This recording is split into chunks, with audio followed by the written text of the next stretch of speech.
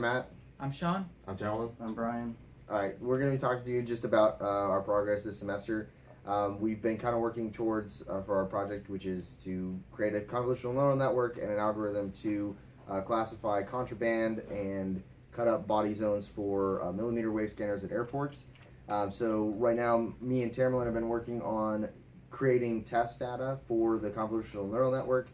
How we've been doing that, we've been using Python to cut up some of the images that have been given to us from the millimeter wave scans. So I've been working on cutting up the images into the 17 different body regions, coming up with algorithms to take an image and then cut it into like the arms or the back, the legs and things like that. So we successfully come up with like rudimentary algorithms that will do that.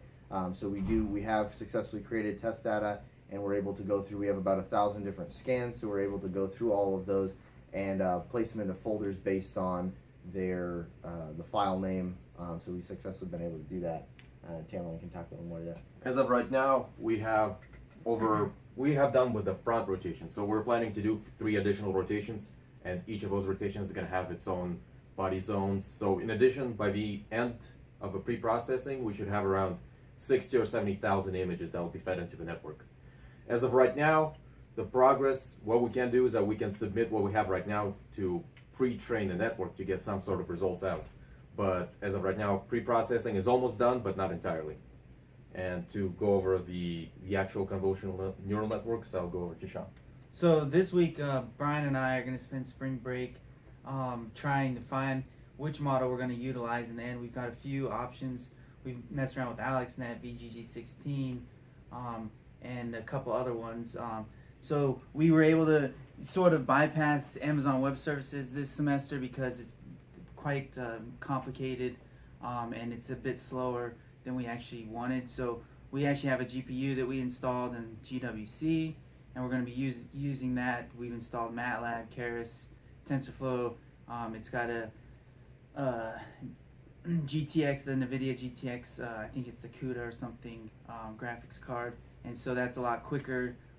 I've worked on installing some of the software like Anaconda, MATLAB, and then using some MATLAB scripts, doing some transfer learning on some pre-trained networks like AlexNet and VGG16, and I'm going to turn it over to Brian to talk about a little bit he's done with Python.